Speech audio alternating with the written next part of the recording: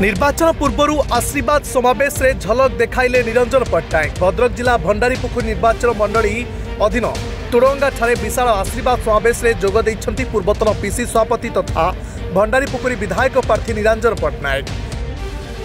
आखुआपदाटारे कांग्रेस कर्मी और समर्थक माने निरंजन पट्टनायक को विशाल बाइक शोभायात्रा आशीर्वाद समावेश स्थल को पाछोटी आनिथिले। ए समावेश रे प्राय 20,000 ऊर्ध्व कांग्रेस समर्थक जोग दैथिले।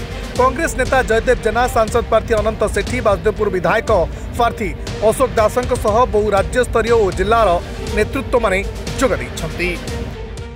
रणनीति होउची भद्रक जिला चिर अवहेलित 25 वर्ष धरी किसी आखि दृष्टिया काम भद्रक जिले में है नहीं, बरं एपरी कार्य करा जहाँद्वारा कि भद्रक जिला सफर कर उदाहरण वैज्ञानिक डाण पार्श्व बंद और बाम पार्श्व बंद, युवक मान किसी कार्य है नहीं, चाषी भाई मान किसी कार्य है नहीं।